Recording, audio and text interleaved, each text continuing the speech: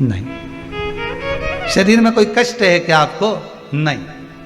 फिर क्या हुआ जो नैनों से जल बहा रहे हो?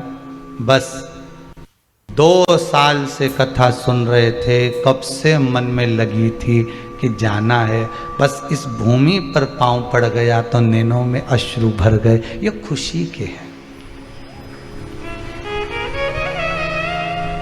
उससे मिलन की आस थी और वो परमात्मा मिला।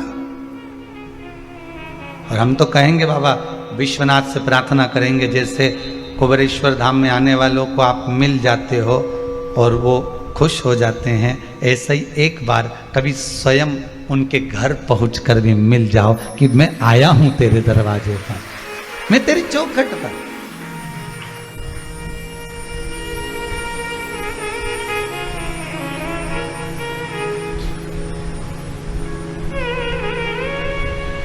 मैंने सारे सहारे छोड़ दिए, बस तेरा सहारा काफी है। रुदन के अश्रु भी कहते हैं कि रोना भी किसके सामने और रुदन हो भी तो कहां पर। हर किसी के सामने रोना भी मत ही, लोग तो फायदा उठाएंगे। ओ सोचेंगे कमजोर है, डर रहा है, नैनों से जल बह रहा है। जो अश्रु की कीमत जाने उसके सम्मुख में रो।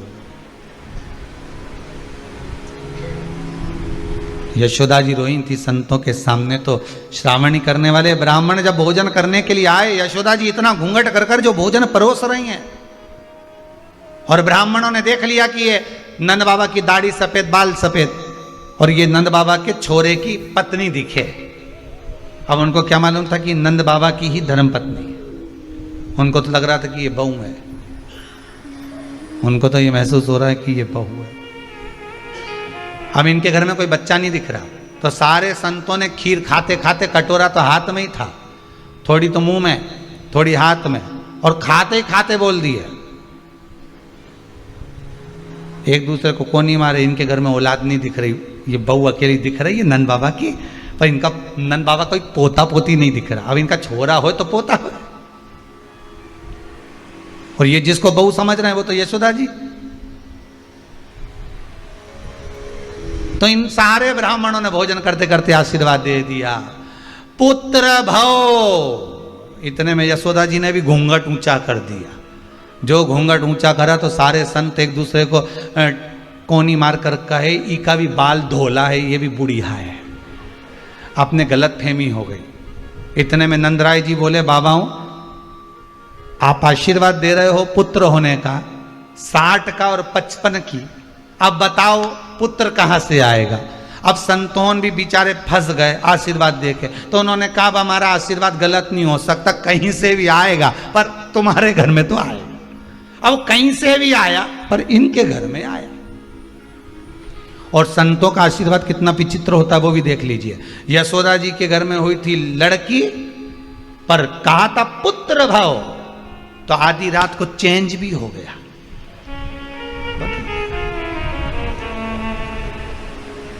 चमत्कार सा हो गया, लोगों हो गई बात निराली। रात ही रात में नंद बाबा की दाढ़ी हो गई काली। ना जाने किस ऋषि मुनि ने धागा हाथ लपेटा, कि नंद घर अनहोनी हो गई, बेटी हो गया बेटा। ये चमत्कार नहीं तो और क्या है।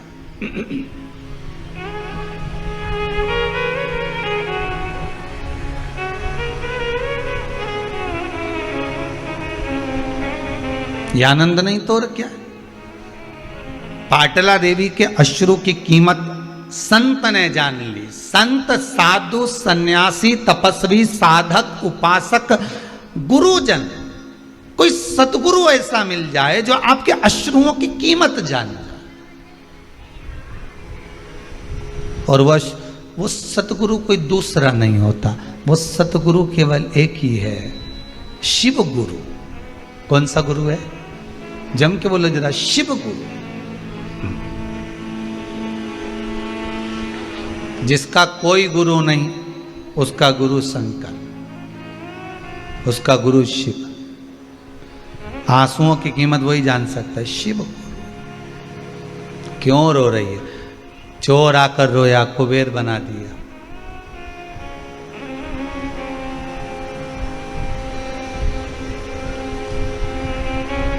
गोष्मा की आंख में आंसू था, बेटा जीवित कर कर पहुंचा दिया। अश्रु देखिए। ब्राह्मण रोए दूषण नाम के राक्षस के लिए, महाकाल प्रकट हो गए। चंद्रदेव रोए अपनी काया के लिए, भगवान शिव प्रकट हो गए।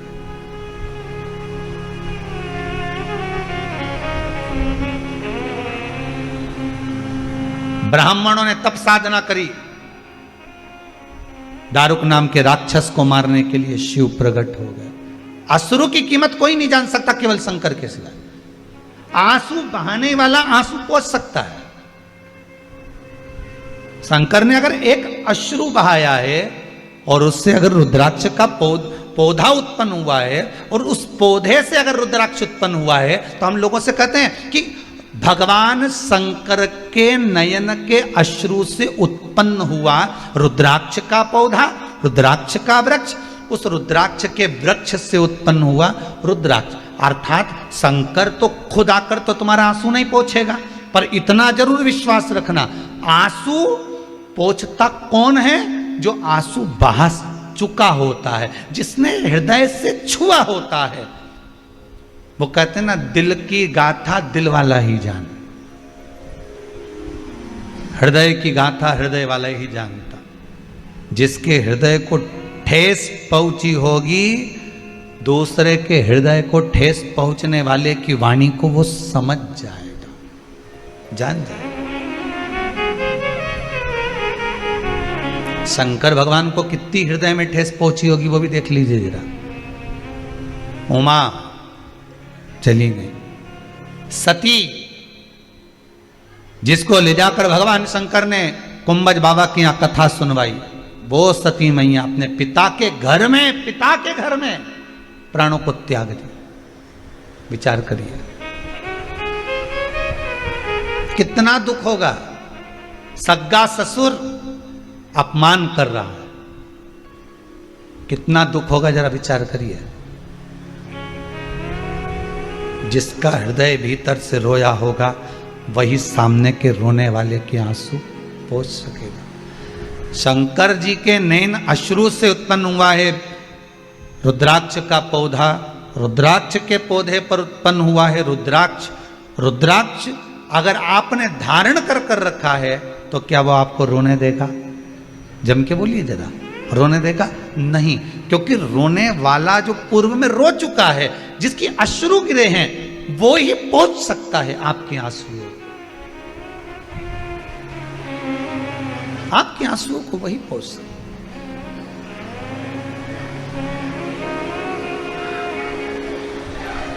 बस वही जान सकता। इसलिए कहा था, सब मतलब के यार हमने देख लिया।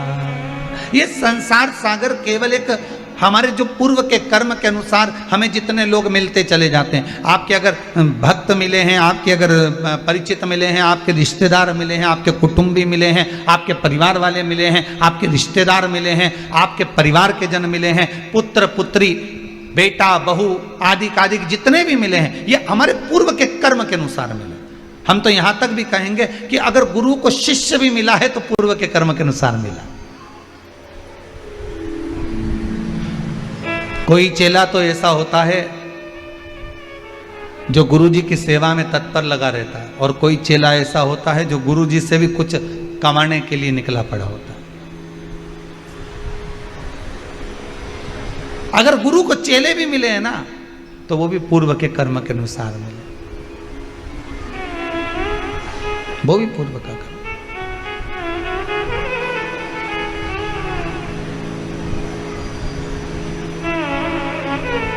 रुद्राक्ष बहुत छोटा है, एक बड़ा मन का भी होता है, इतना बड़ा। और शिव पुराण कहती है मन का तो इतना बड़ा भी होता है, उससे भी छोटा उससे भी छोटा, उससे भी छोटा, उससे भी छोटा। जितना रुद्राक्ष छोटा होता है उतना ज़्यादा फल देता है। क्यों? क्योंकि छोटे रुद्राक्ष को सेवा की जरूरत नहीं पड़ती। बहुत ध्यान देना। अब अपनी भाषा से समझ लो उसको, अपने हृदय से समझो। छोटा बच्चा है, बहुत छोटा, उसको कुछ भी पहना दो। लड़के को भले तुमने लड़की का कपड़ा पहना दिया, कुछ बोलेगा नहीं? रोता रोता बोलता हो कि नहीं मैं तो नहीं पहनूंगा, इतना सा बच्चा बोले नहीं पहनू, बोलेगा नहीं। थोड़ी देर आपने उसको दूध पिला दिया, कुछ खिला दिया, पटक दिया पलने के अंदर, पड़ा हुआ है, खेल रहा है, फिर उसको भूख लगेगी तभी रोएगा। जितना छोटा होता है, छोटे बच्चे को इतनी सेवा की जरूरत नहीं पड़ती। जब वो बड़ा होते चले जाता है और मां कहे ले ये चड्डा पहन, नहीं पहनूंगा, मेरे को जीन्स चाहिए। पहन रहा है कि नहीं पहन रहा? नहीं पहनू, फिर मैं तेरे को लेके नहीं जाऊंगी नाना के घर, मत जानना, मैं तो नहीं पहनू। ले ये पहन ले, नहीं मैं। फिर बच्चा खुद अलमारी खोल लेता है, कपड़े निकाल लेता है, खुद पहनना चाहता है, फिर वो पहनता भी खुद के पसंद के। अब मम्मी भोजन करा रही, पहले तो दूध पिला देती थी, पड़ा रहता था, उसकी चॉइस भी नहीं थी, पूछती भी नहीं थी कि तू खाएगा कि पिएगा, बस दूध पिला दिया, पटक दिया। और आज के ज़माने में ले मैंने रोटी बनाई है, मूंग की दाल बनाई है, गिलकी की सब्जी बनाई है, नहीं खाऊंगा। क्यों? मीन चाउमीन क्यों नहीं बनाई? अब मैं नहीं खाऊंगा, वो बगरा हुआ बना, बगरा हुआ बोलते हैं, बगरा बोलते हैं, हाँ जो भी बोलते हैं, भगर मगर क्या बोलते हैं, ये क्यों नहीं बनाया? फिर ये क्यों नहीं बनाया? फिर ये पिज़्ज़ा क्यों नहीं बनाया? तो ये वस्तु क्यों नहीं बनाई? वो वस्तु क्यों नहीं बनाई? अब उसकी चॉइस चालू हो गई।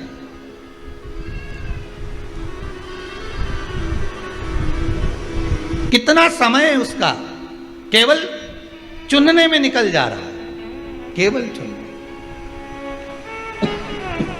कितना समय निकल। और बड़ा हुआ, फिर कॉलेज चुना, कौन से कॉलेज में पढ़ना, और बड़ा हुआ, फिर नौकरी चुनी, और बड़ा हुआ, फिर कन्या चुनी, उसके बाद कुछ चुनने के लायक नहीं बचा, चुनौतियां सामने खड़ी हो गई, फिर कुछ नहीं चुना।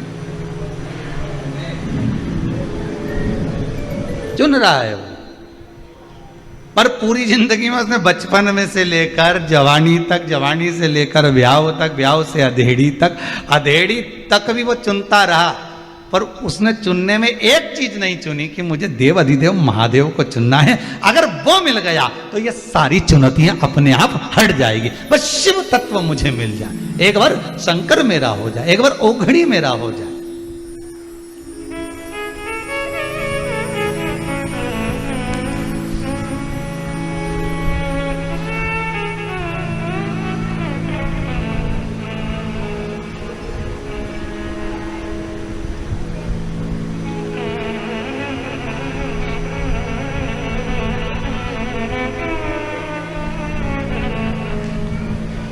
चुनौतियां खड़ी है सामने, पर शिव तत्व अगर हमारे पास में है, शंकर हमारे पास में, तो रुद्राक्ष जितना छोटे से छोटा होगा, जितना छोटा होगा, बच्चा जितना छोटा होगा, उसको उतनी सेवा की जरूरत कम पड़ेगी। बस ये है, छोटा होता है तो संभालना ज्यादा पड़ता है। बोलो सही है कि गलत है? छोटा है तो उसको संभालना पड़ेगा।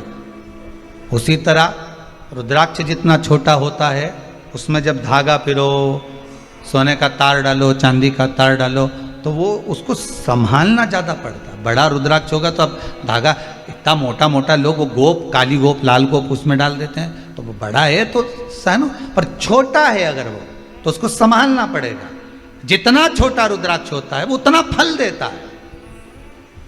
सेवा नहीं चाहिए उसको।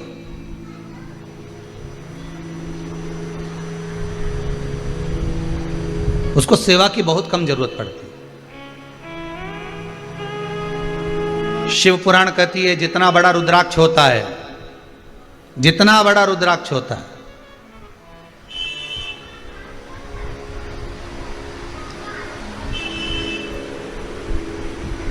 कलम प्रयास करेंगे। एक भगत ने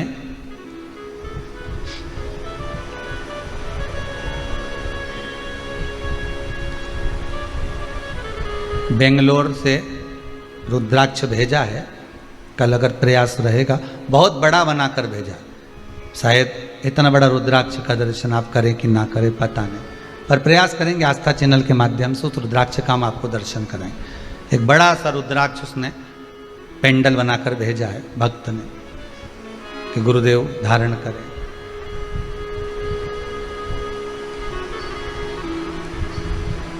कल दर्शन कराएंगे, प्रयास करेंगे।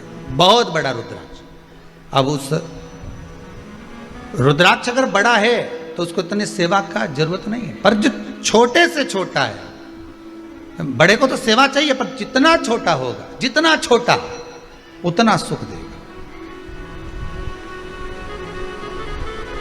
कितना सुंदर लिखा है, छोटे रुद्राक्ष की माला, छोटा जो रुद्राक्ष होता है उसकी माला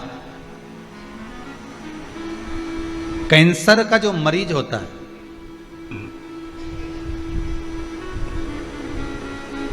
अगर वो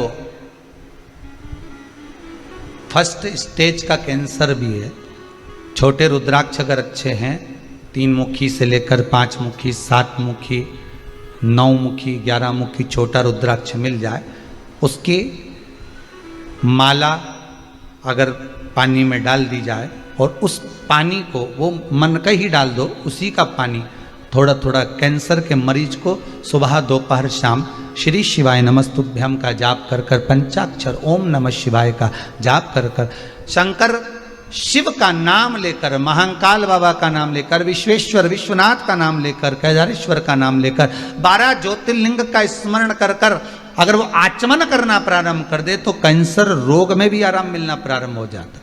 केवल आचमन ही नहीं करना है, अगर स्त्री है तो अपने उल्टे हाथ पर भी उस मनके की माला को लपेट सकती है।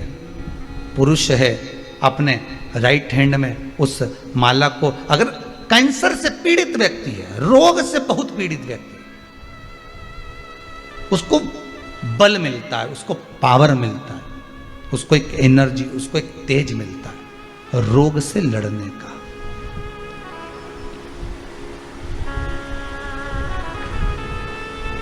रोग से लड़ने।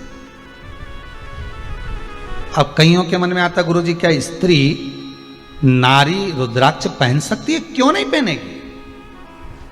मेरी आद्य शक्ति जगदम्बा, मां गौरा, मां सती, मां उमा, मां कुष्मांडा, चंद्र घंटा स्कंदा, जितनी माताओं का दर्शन करोगे उनके गले में एक रुद्राक्ष की माला जरूर मिलेगी।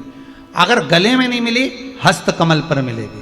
हस्त कमल पर नहीं मिली तो कहीं ना कहीं उनके पास में उस रुद्राक्ष की महत्वता है।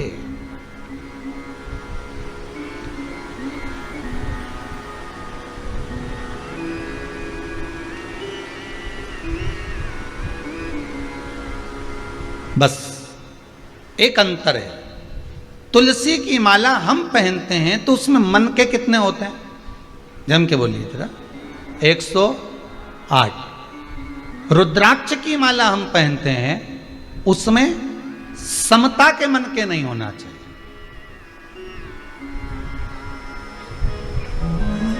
उसमें समता के मन के नहीं होना चाहिए, उसमें प्रयास रहे विषमता के मन के। क्यों? उसका क्या कारण है? रुद्राक्ष शिव महापुराण की कथा कहती है कि विषम परिस्थिति में विषमता के मन के उसको भेद देते हैं। ध्यान दीजिएगा, विषम परिस्थिति में व्यक्ति रुद्राक्ष कब पहनता है? व्यक्ति रुद्राक्ष की माला कब धारण करता है? व्यक्ति रुद्राक्ष कब पहनेगा? अरे बोलो तो, जब उसको कोई तकलीफ आती है। अब महाराज जी बताओ मेरे को तकलीफ है, क्या करूं? 7 मुखी रुद्राक्ष पहन ले, मेरा व्यापार नहीं चल रहा, 7 मुखी पहन ले। मेरे को ये शरीर में कष्ट हो रहा है, घुटने दुख रहे हैं, कमर दुख रही, 5 मुखी पहन ले। मेरे यहाँ संतान नहीं, 9 मुखी पहन ले।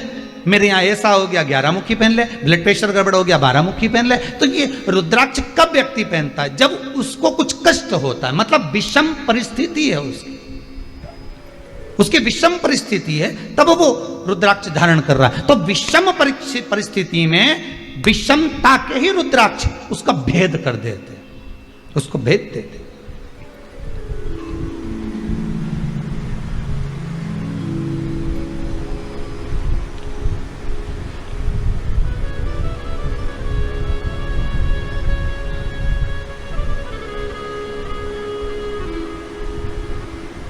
बस समता और विषमता में एक अंतर और देख लीजिए। चक्रव्यूह किसको घेरा था? जम के बोलो। अभिमन्यु। कौन गया था अंदर? अभिमन्यु। प्राण छूट रहे हैं, भीष्म पितामह की आंख से आंसू बह रहे हैं। इशारे में पूछ लिया, तुझे ये चक्रव्यूह में घुसना किसने बताया था? कहा, जब मेरी माता के गर्भ में कष्ट हो रहा था, मेरी माता के उदर में कष्ट हो रहा था, ना मेरी माता को नींद आ रही थी, ना मुझे आ रही थी। मेरे पिता चक्रव्यूह की रचना बता रहे थे।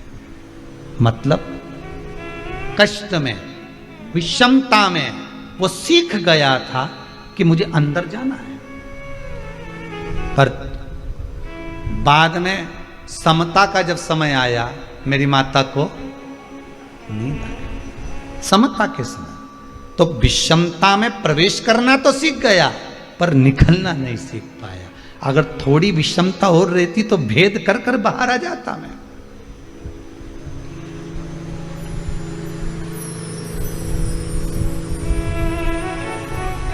भेद कर कर मैं बाहर आता। हमारे यहां पर 3 रोटी खाओ तो घर की माताएं कहती थोड़ा आधा टुकड़ा और लेना पड़ेगा। 3 तिगाड़ा काम बिगड़, लो जरा इतना सा टुकड़ा और लो। अच्छा, रसगुल्ला खाते समय तो नहीं बोलती कि तुमने 3 खाया, एक और लो।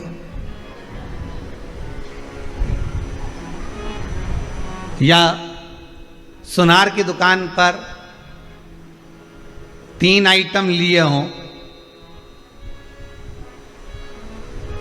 और माँ बोल दे कि नहीं 3 तिगाड़ा, या तो एक और दिलाओ, नहीं तो एक कम का तो बोलेगी नहीं, एक और दिलाओ। मतलब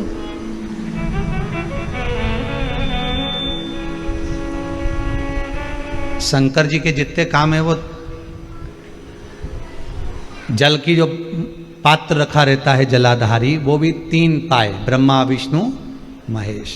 ठीक है, ऊपर जो जलाधारी बंदी है उसमें चेन भी 3, त्रिशूल 3, बेलपत्र 3, नयन 3, त्रिपुंड, त्रिलोकी का नाथ।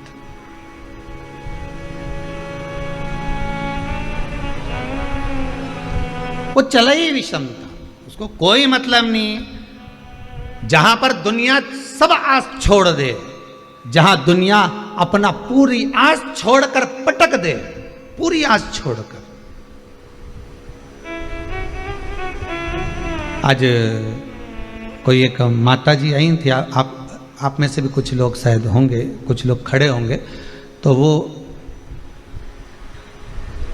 कह रहे थे उनका पति वेंटिलेटर पर पड़ा हुआ है, कुछ प्लेटें घट गई होंगी। तो डॉक्टर ने तो जवाब दे दिया था, मना करा था कि भाई ठीक नहीं है। पर उनका विश्वास देखिए, उस व्यक्ति की पत्नी शिव महापुराण की कथा सुनती थी, आज ही का चरित्र है, और शायद कुछ विभाग में अच्छी पोस्ट पर उनका पत्नी ने कहा, बस मैं हॉस्पिटल से मुझे एक बार जाना है कुबेरेश्वर धाम, फिर जो होगा देखा जाएगा।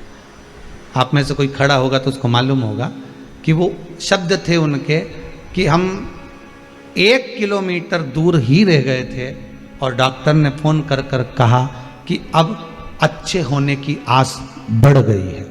मतलब वो त्रिगुणाकार है, वो त्रिकालदर्शी है, वो त्रिलोकी का नाथ है, वो कैलाशी, वो अविनाशी है। विषम परिस्थिति में विषमता में रहने वाला ही काट सकता है, समता में नहीं। डनलप के गद्दे पे सोने वाले को कह दो कि रात्रि को तुम्हें चौकीदारी करना है, करेगा? अरे बोलो तो सही, पर कांटों पे सोने वालों को कह दे कि आओ यार नींद भी तो नहीं आ रही, जग लूंगा कर लूंगा, ठीक है, विषम परिस्थिति में रह रहा था तो कर लूंगा।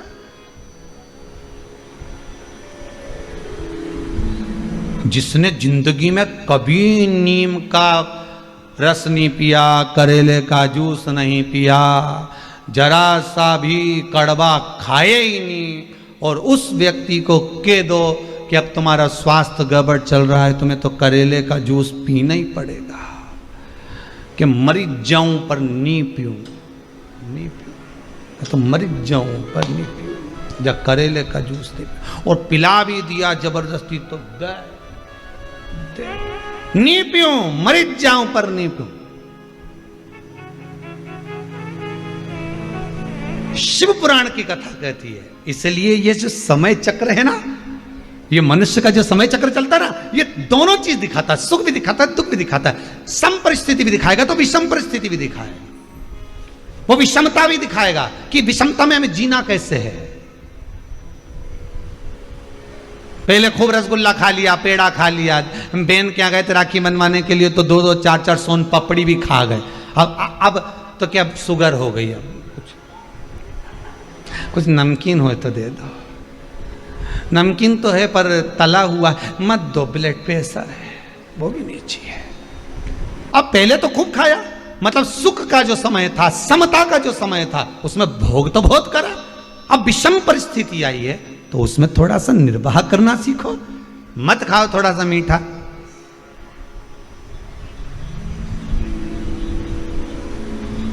पर गुरुजी शरीर तो मान जाए, पर जाका क्या करूं, ये 2 तोला की है नी, टर टर करे, बस जे गड़बड़ करे, इतनी सी तो धरिए, पर क्या स्वाद चाहिए क्या, बस यहीं तक का स्वाद है। इसके बाद तो लड्डू पेड़ा गुलाब जामुन इमरती भजिया पकोड़ा सब नीचे जाके भेला हो गया, मिक्स वेज, अंदर जाके तो सब है।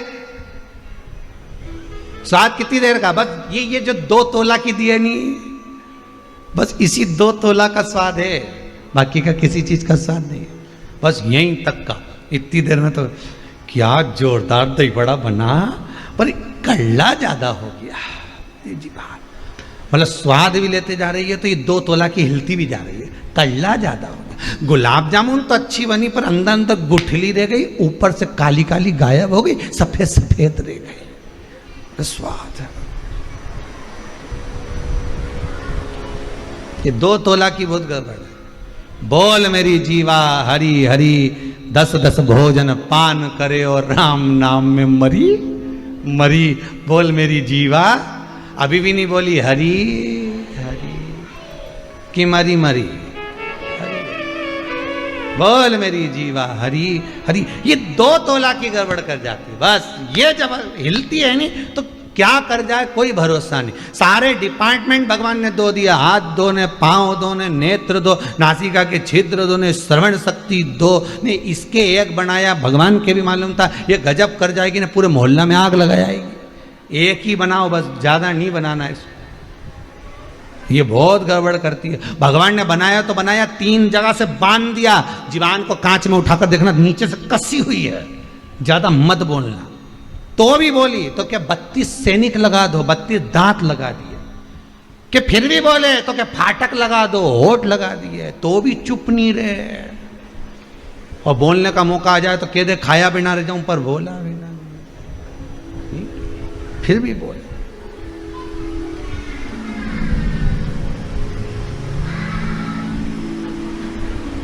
एक दिन जिभ्या ने दांतों से कहा, तुम मेरे 32 भाई हो, तुम मुझे कभी मत काटना हो, मैं तुम्हारा हमेशा साथ दूंगी हो। 32 भाइयों ने हाथ जोड़ के किया, बहन जिभ्या हम तो नहीं काटेंगे, पर तू हमारा ध्यान रखना रही हो, तो किसी से आड़ी टेढ़ी मत किया जाए, नहीं तो एक में 32 की 32 भाई निपट जाएगा। हम तेरा ध्यान दे रहे, तू हमारा ध्यान देना। तू एक शब्द बोलेगी ना, उन्हें एक दिया धरके ने 32 निपट के लगा, कहीं नहीं बचे अभी मुंडा में, सोफा सेट ही पूरा गाया।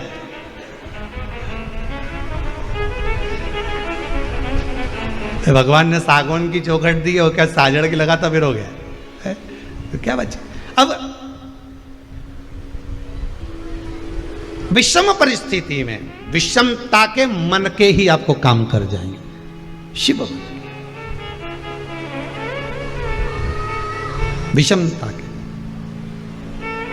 इसलिए तेरी शरण भोले तेरी शरण, तेरी शरण भोले तेरी शरण, तेरी शरण भोले तेरी शरण, तेरी शरण भोले तेरी शरण, तेरी शरण में आया हूँ, तेरी शरण में आया हूँ, ओ तेरी शरण में आया हूँ, तेरी शरण में सब गाइए आया हूँ, तेरी शरण बोल तेरी शरण, तेरी शरण बोल तेरी शरण, ओ तेरी शरण बोल तेरी शरण, तेरी शरण बोल तेरी शरण, तेरी शरण में आया हूँ, तेरी शरण में आया हूँ, ओ तेरी शरण में आया हूँ, तेरी शरण में आया हूँ, बोले तेरी शरण बोले तेरी शरण, तेरी शरण बोले तेरी शरण, ओ तेरी शरण बोले तेरी शरण, तेरी शरण बोले तेरी शरण। आओ से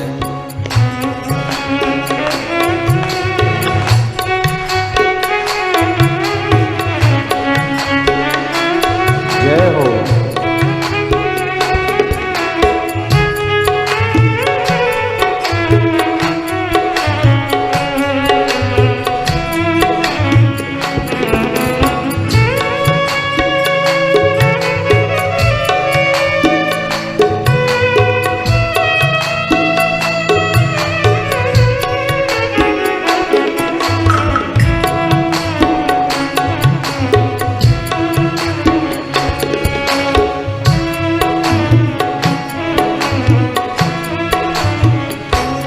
सारी दुनिया का मैं ठुकराया हूँ,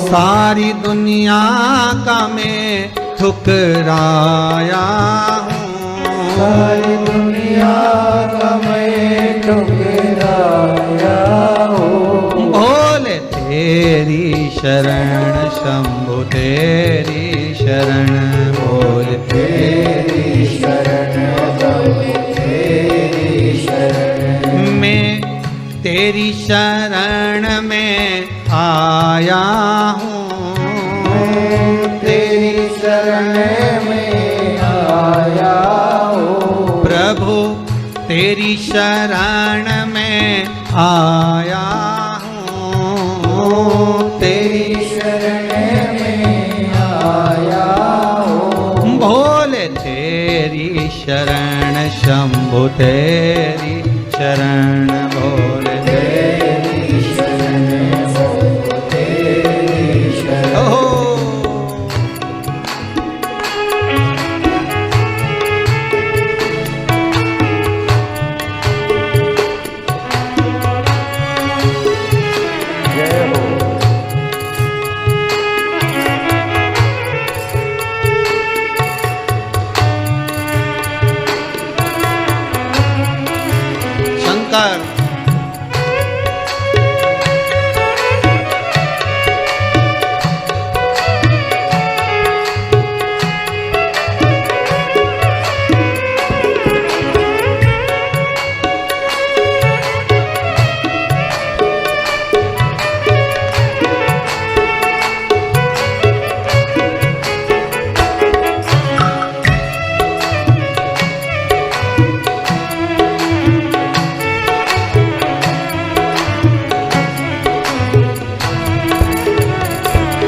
सब तेरी शरण से ही पाया हूँ, सब तेरी शरण से आया हूँ, सब तेरी शरण से ही पाया हूँ, सब तेरी शरण से पाया हूँ। बोले तेरी शरण शंभु तेरी शरण, बोले तेरी शरण शंभु तेरी शरण, बोले तेरी शरण शंभु तेरी शरण, बोले तेरी शरण शंभु तेरी शरण।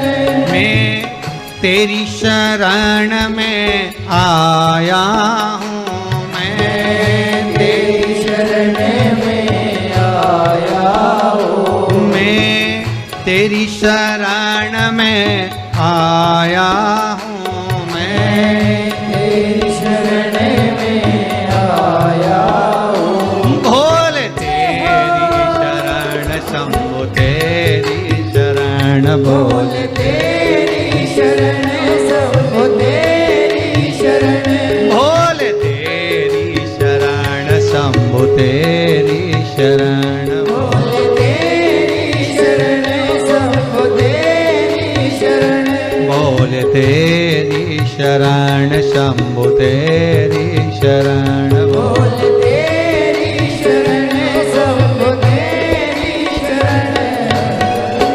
भगवान शंकर के चरणारविंद का रस तत्व यदि मिला है तो सुख मिलेगा ही। विषम रुद्राक्ष भी विषमता के समय को काट देता है।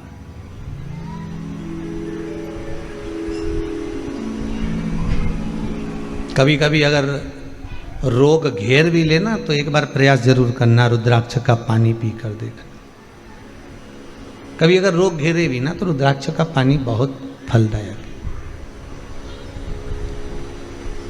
आंसू गिराया है जिसने वही आंसू आपके पहुंच सकता है।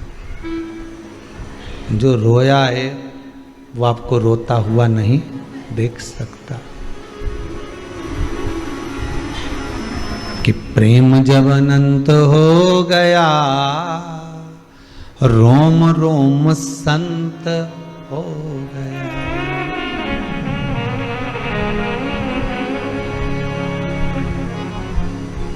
जितनी शक्तिपीठ है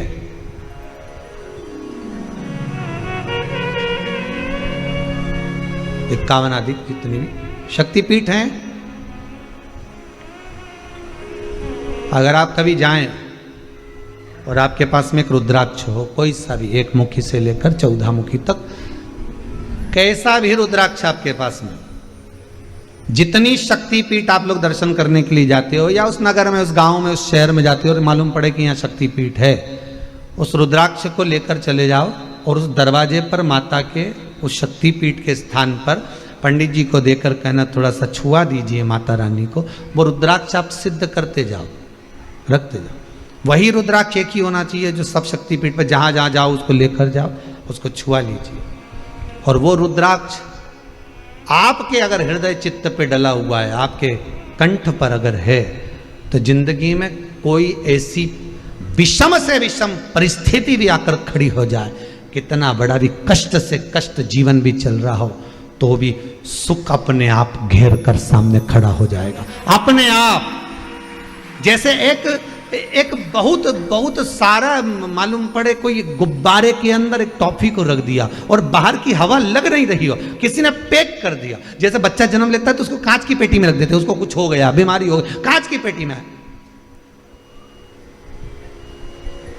एक बल्ब जला देते हैं, अंदर जो भी प्रकाश होता है उससे उसको तपन होती है, उसका शरीर सही होता है। बस वही रुद्राक्ष आपको घेर लेता है। जैसे रुद्राक्ष गोल होता है वो आपको चारों तरफ से घेरा हुआ है, कष्ट आने ही नहीं दे सकता।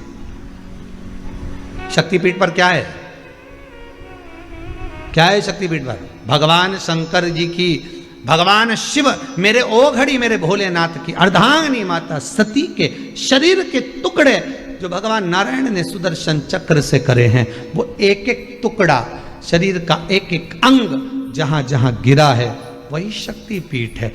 शिव कहते हैं सती का संग मेरे रुद्राक्ष के साथ होता है तो मैं उसको कहीं गिरने नहीं देता।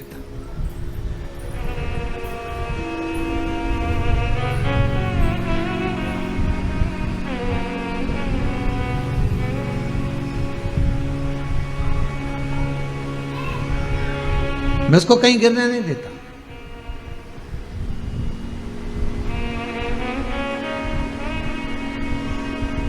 शंकर और पार्वती के मंदिर तो आपने, मेरे भोलेनाथ शिव और पार्वती के मंदिर तो आपने देखे होंगे, आपके नगर में भी होंगे। जितने लोग आस्था टीवी पर कथा सुन रहे हो, जितने फेसबुक यूट्यूब पर कथा श्रवण कर रहे हो, बोलो पार्वती शिव का मंदिर देखा कि नहीं देखा? देखा है ना सबने। सती शिव का मंदिर देखा क्या? अरे बोलो तो, देखा नहीं? सती ने ये प्रश्न किया था शंकर भगवान से। ये माता सती का प्रश्न है। सती मैया ने शिव से प्रश्न करा था। कुंभज बाबा के आश्रम में जब कथा श्रवण करने गए, उससे पहले जब शंकर भगवान सती को समझा कर ले जा रहे हैं, तब सती ने प्रश्न किया था, क्या आप मेरे साथ संपूर्ण जीवन काल में रहेंगे? शिव कहते हैं मैं अमर हूं, तू अमर नहीं है। मैं अमर और तुम अमर नहीं हो, तुम्हें तो मरना पड़ेगा। ओ, प्राण छूटेंगे मेरे? हाँ। फिर कोई ऐसी बूटी नहीं है जिससे मैं अमर हो जाऊं? शंकर भगवान बोले बूटी तो नहीं है, कथा जरूर है। तो क्या कथा से भी कोई अमरता होती है? शंकर भगवान बोले मनुष्य जब पैदा होता है तो उसको ये 2 कटोरे दे दिए जाते हैं अमृत पीने के लिए कि इन्हीं अमृत को पीना और उस अंदर जाएगा तो तू अमर हो जाएगा। अब पी लो तो अच्छी बात। फिर भी चलते चलते सती ने शब्द कह दिया, मान लो अगर मेरे प्राण छूट गए, पर मैं चाहती हूं कि मैं भी इस भूमंडल पर, संसार सागर में, पूरे ब्रह्मांड में, सती कहती है कि मेरा भी एक स्वरूप रहना चाहिए, मेरा भी एक स्वरूप रहे। आप अगर कृपा करोगे तो ऐसा हो नहीं सकता। शंकर भगवान ने कहा सुनो सती, ना जाने कितने तुम्हारे जन्म हुए हैं और आगे भी जाकर तुम्हारे ना जाने कितने जन्म होंगे। सती की योनि से छूटोगी तो कोयल बन जाओगी, क्योंकि यज्ञ के कुंड में कूदकर समाप्त होगी तो कोयल का जन्म लेना पड़ेगा। कोयल की योनि से छूटोगी तब जाकर पितरों की कन्या के गर्भ से तुम जन्म लोगी और तुम्हारा नाम पार्वती होगा। ठीक है, पार्वती आपके साथ रहे, घर घर मंदिर मंदिर देवालय देवालय में पार्वती शिव की पूजन हो, क्योंकि मेरा ही एक स्वरूप है। पर मैं चाहती हूं मेरा नाम, मेरा संबोधन, मेरा शब्द प्रत्येक भूमंडल पर चले। तब शिव ने कहा बोलो तो तुम चाहती क्या हो? सती के शब्द हैं।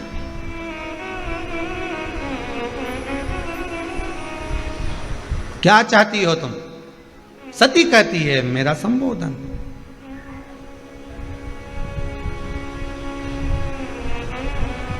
व्यक्ति क्या चाहता है?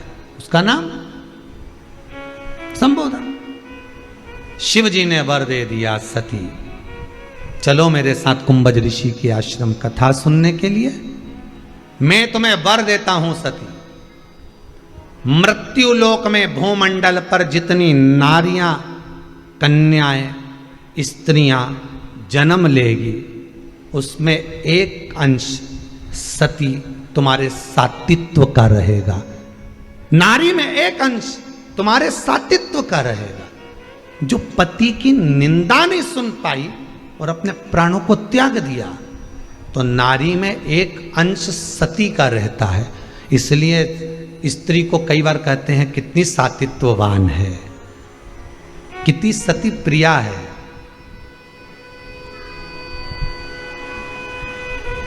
कितनी सातित्ववान है। सती का अंश कब देखा जाता है? स्त्री के स्वरूप में जब कोई उसके पति की निंदा करे, बुराई करे, अपशब्द कहे, उसके पति पर जब उंगलियां उठाई जाए, हस्तक्षेप किया जाए, ताने दिए जाए, तब सती जैसे पति पिता के सामने जाकर खड़ी हो गई, अपनी बहनों को नहीं गिना, कि माता को भी नहीं देखा, पिता से, जिस पिता ने सम्मुख में खड़े होकर अपशब्द कहे, सती उनसे कहती है मैं अपने पति के लिए आपको भी नहीं देखूंगी, पर कर कुछ नहीं सकती हूं, क्योंकि तुम मेरे पिता हो, तुम मेरे जनक हो, तुम मेरे जन्मदाता हो। अगर आज बेटी अपने पिता पर अग्नि का प्रहार कर दे तो दुनिया क्या कहेगी पिताजी। सती खड़ी रही, चाहती तो माता सती सब कुछ नष्ट कर देती, पर सुन ना सकी पति की निंदा, इसलिए खुद ही भस्म हो गई। सती का सातित्व है।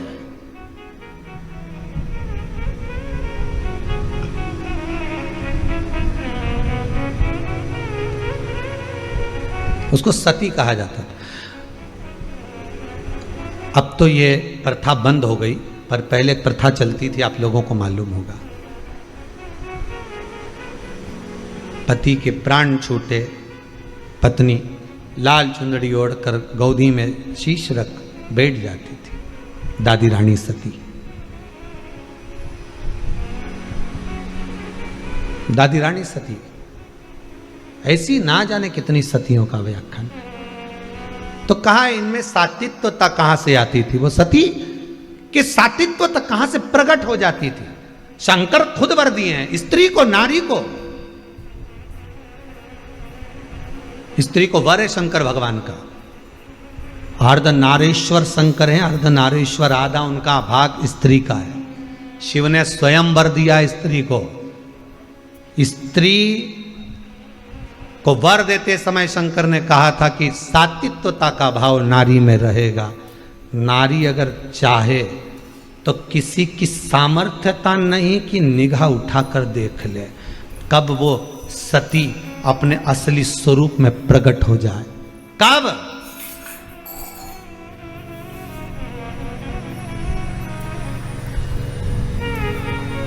आज अपने बच्चों को, आज अपनी बेटियों को पढ़ाने के साथ में, विद्या के साथ में अपनी बेटियों को एक संस्कार और दो।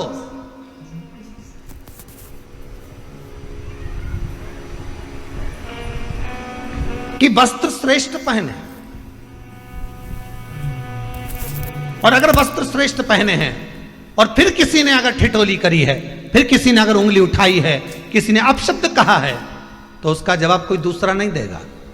उसका जवाब आपको सती बनकर देना पड़ेगा। सती का मतलब यह नहीं कि भस्म होकर, भीतर से रोकर, अपने आप को तोड़कर, नहीं। सती ने संवाद कराए, दक्ष प्रजापति के सम्मुख में खड़ी हुई है सती। सामर्थ्यता किसकी है? जो आपको निगाह उठाकर देख ले। सामर्थ्यता किसकी है? जो आपके ऊपर कुछ बोल दे, संबोधन कर दे, कोई वाक्य कह दे। सामर्थ्यता किसकी?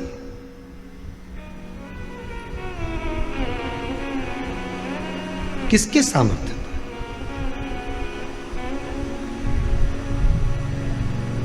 आप में वो बल होना चाहिए, सात्विकता का। शिव कह रहे हैं तो सती मेरा वर है तेरे लिए, मेरा वर है सती तेरे को, और मैं तुझे वर देता हूं। तू चाहती है ना तेरे एक अंश रहेगा नारियों में। रुद्राक्ष शिव महापुराण की कथा चल रही है भाई, एक एक संबोधन को बड़े ध्यान से सुनना। ऐसी रुद्राक्ष शिव महापुराण की कथा सुनने को मिली ना मिली वो पता नहीं, परंतु जीवन को संवार देगी ये रुद्राक्ष शिव महापुराण कथा। जैसे व्रत शिव महापुराण की कथा गई, उससे पहले अन्य कथाओं को अपन ने श्रवण करा, वैसे ही ये रुद्राक्ष शिव महापुराण की कथा, ऐसे ऐसे तत्व इसमें छुपे हुए हैं, उसको निकालना है रुद्राक्ष के माध्यम से।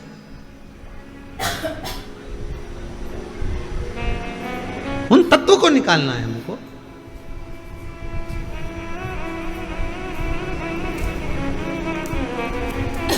उन तत्वों को ग्रहण करना, कहाँ सती सती, शिव कह रहे हैं तेरे में वो बल है सती। मृत्यु लोक में जो स्त्री, मृत्यु लोक में जो कन्या, मृत्यु लोक में जो नारी, मृत्यु लोक में जो स्त्री जाएगी, उसको तेरा एक अंश दिया जाए, तेरा एक अंश दिया। और मेरा इस भारत की भूमि की सभी माताओं को, सभी बहनों को, सभी बेटियों को, सभी जीजियों को मैं हाथ जोड़कर निवेदन करूं, आप में वो बल छुपा है। किसी की सामर्थ्यता नहीं कि कोई आप पर दृष्टि डाल दे, किसी की सामर्थ्यता नहीं कि कोई आप पर उंगली उठा दे। बस आप सती का भाव अपने भीतर रखिएगा, सात्वित्वता अपने भीतर रखिएगा।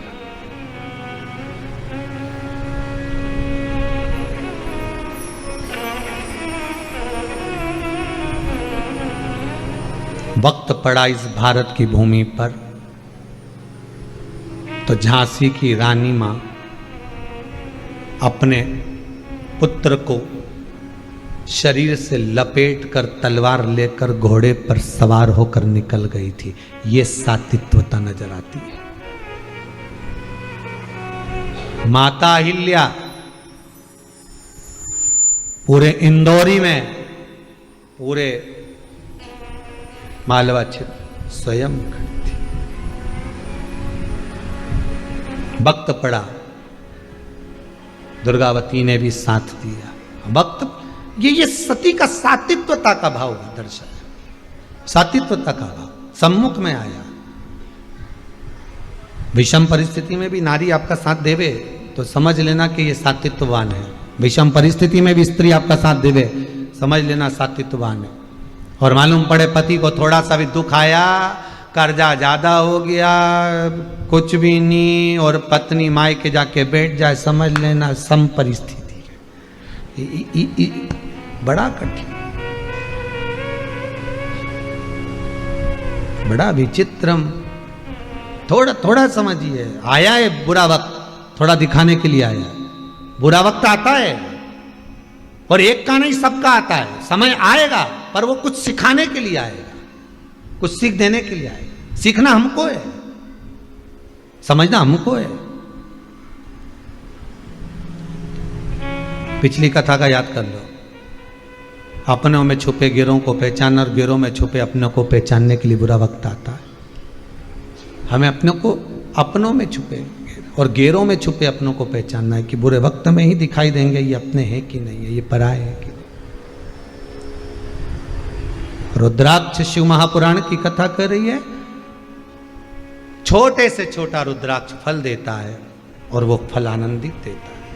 यशोदा मैया जिस अश्रु के बल पर बेटी के घर में पुत्र लेकर आ जाती हैं, फिर कहूँगा रोने वाला पूर्व में रोया हुआ व्यक्ति ही ये रोए हुए व्यक्ति को चुप करा सकता है, क्योंकि मन की दशा को जानता है। शंकर भगवान के नयन का अश्रु है रुद्राक्ष, इसलिए रुद्राक्ष आपके गले में है, कंठ पर है, हस्त कमल में है, तो वो रोने तो नहीं देगा। बस विश्वास हो और असली हो। रुद्राक्ष असली भी होना चाहिए, उसकी भी एक परीक्षा होती है रुद्राक्ष की, कि रुद्राक्ष असली कैसा होता है। कोई कितना ही ISI मार्क लगा कर दे दे, पर उसकी भी एक परीक्षा होती है रुद्राक्ष। पर परीक्षा में पास भी होना चाहिए।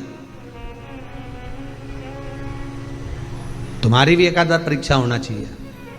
इतने साल से शिव पुराण सुन रही है, शंकर की हुई कि नहीं हुई देखे, तो एक आध बार परीक्षा हो सकता है। कभी कोई एक आध कथा परीक्षा पे ही बाज दें अपन, अपना कहीं भरोसा है। शिव पुराण है तो परीक्षा तो कितनी दी। परीक्षा ली माता सती ने, परीक्षा दी माता पार्वती ने, माता उमा ने परीक्षा दी है। एक आध कथा कहीं परीक्षा पर भी हो सकती है आने वाले समय में, कोई भरोसा नहीं हो। राम जी की परीक्षा ली गई थी, लक्ष्मण जी की परीक्षा ली गई थी 14 वर्ष राम भैया के साथ वन जाकर। उर्मिला जी की परीक्षा ली गई थी, माता जानकी की परीक्षा ली गई थी। राम जी की परीक्षा बार बार ली, एक धोबी की वार्ता सुनकर। भगवान कृष्ण की परीक्षा ली, कितना परीक्षा किया। अब रुद्राक्ष शिव पुराण कह रही है कि अश्रु वही पोछेगा जो अश्रु में भींगा हुआ होगा। और शंकर रुद्र है, रुदन भी शिव है, और वही रुद्राक्ष गले में जब धारण होता है, वही रुद्राक्ष जब शरीर पर आता है तो वो भी विषम परिस्थिति से अश्रु को पोंछ देता। वही रुद्राक्ष, उसका स्मरण, उसका केवल एक, हम तो यहां तक कहेंगे 14 मुखी रुद्राक्ष, एक मुखी से लेकर 14 मुखी रुद्राक्ष के मंत्र भी दिए हैं। अगर गले में आप रुद्राक्ष नहीं भी पहन सकते तो उन मंत्र का भी जाप कर सकते हो। कई लोग कहते हैं एक मुखी रुद्राक्ष होगा तब फल मिलेगा। नहीं नहीं, एक मुखी रुद्राक्ष का मंत्र ही जप लो, फल मिल जाना चालू हो जाएगा। जितना एक मुखी रुद्राक्ष फल देगा उतना एक मुखी रुद्राक्ष का मंत्र फल देगा, पर जपना, उसको स्मरण करना, उसका स्मरण करना चाहिए। आगे कथा में उसको कल लेंगे, पहुंचेंगे जहां तक। रुद्राक्ष शिव महापुराण की कथा बड़े भाव से, आनंद से, सुंदर आनंद के साथ चल रही है। बहुत बहुत साधुवाद श्री घनश्याम दास जी और श्रीमती उषा गांधी जी को, जो खामगांव महाराष्ट्र से ऑनलाइन इस शिव महापुराण की कथा को करवाकर संपूर्ण विश्व का कल्याण कर रहे हैं। रुद्राक्ष को जानने का मौका मिल रहा है, रुद्राक्ष कैसे पहनना है उसका मौका मिल रहा है, रुद्राक्ष का जल कैसे ग्रहण करना है उसका मौका मिल रहा है। उसको सुनो और अपने जीवन को उतारो। जो लोग कथा नहीं सुन पा रहे हैं उनको लिंक भेजिए और कथा सुनने की प्रेरणा दीजिए कि यह कथा नहीं मिलने वाली बार बार। अपने जीवन को सार्थक बनाइए, अपने जीवन को धन्य बनाइए। आज की रुद्राक्ष शिव महापुराण की कथा विराम की ओर ले रही है। आप सभी को भगवान कृष्ण के जन्मोत्सव नंद महोत्सव की बहुत बहुत बधाई हो। 3 बार नंद घर आनंद भयो, प्रेम से सब बोलेंगे, नंद घर आनंद भयो, हाथी दीना घोड़ा दीना, नंद घर आनंद भयो, नंद घर आनंद भयो। बोल गोपाल कृष्ण भगवान की।